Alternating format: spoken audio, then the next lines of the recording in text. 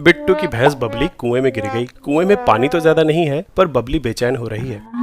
जल्दी बाहर निकालना होगा। ताऊ जी कुएं में उतरे और बबली पे रस्सी लपेट दी। दोनों ने मिलके दम लगाकर रस्सी खींची, पर बबली तो हिली भी नहीं। अब क्या करें, इतना भारी वजन तो पप्पू पहलवान ही उठा सकता है। पप्पू पहलवान को बुलाया गया, पर ये क्या, पप्पू भी भैंस के आगे फेल हो गया। तभी बिट्टू के टीचर वहाँ से गुजर रहे थे। बिट्टू ने आवाज लगाई, एमआर सर, जो काम मुझसे नहीं हो पाया इस दुबले पतले टीचर से कैसे होगा। अरे एमआर सर, दिमाग लगाते हैं, मेहनत तो आपको ही करनी पड़ेगी। एमआर सर ने सिचुएशन का जायजा लिया। पूरी भैंस का वजन एक पुल्ली पे डाल रहे हो, इसलिए ज्यादा दम लगाना पड़ रहा है, और कुएं की इस रोड पे भी ज्यादा लोड आ रहा है, ये भी टूट सकती है। बिट्टू, मेरे घर से एक और पुल्ली मांग लाओ। बिट्टू एक एक्स्ट्रा पुली ले आया। एमआर सर ने रस्सी को रॉड पे बांधने को बोला और इसे पुली से ऐसे जोड़ दिया। इस रस्सी में तो कुछ वजन जुड़ा ही नहीं है, भैंस को कैसे खींचेंगे। भैंस को इस दूसरी पुल्ली से ऊपर खींचना होगा, और ये पुली इस सेटअप में यहाँ पे फिट हो जाएगी। लेकिन ऐसा करने से क्या फर्क पड़ेगा। जब रस्सी से कोई वजन उठाते हैं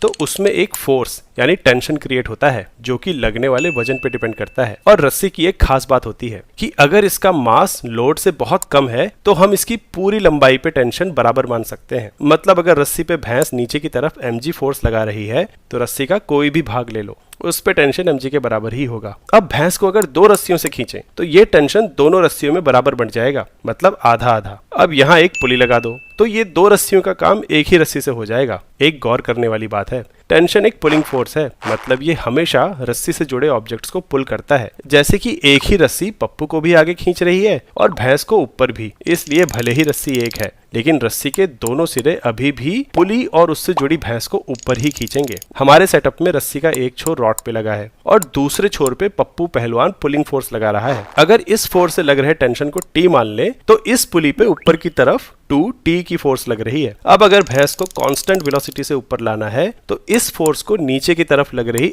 mg फोर्स के बराबर होना पड़ेगा। यहाँ से टेंशन की वैल्यू आ गई mg/2। ध्यान दें तो पहले वाले केस में एक ही रस्सी है, जिसमें mg के बराबर टेंशन पैदा करने के लिए पहलवान को mg मैग्नीट्यूड की ही फोर्स लगानी पड़ेगी। लेकिन दूसरे केस में पहलवान के खींचने वाली रस्सी और भैंस को उठाने वाली रस्सी अलग अलग है, और अब उसे नीचे वाली रस्सी में mg का टेंशन क्रिएट करने के लिए ऊपर वाली रस्सी पे mg/2 की ही फोर्स लगानी होगी। इतना दम तो है पप्पू पहलवान में। बबली बाहर आ गई। आज समझ आया कि अकल भैंस से बड़ी क्यों होती है।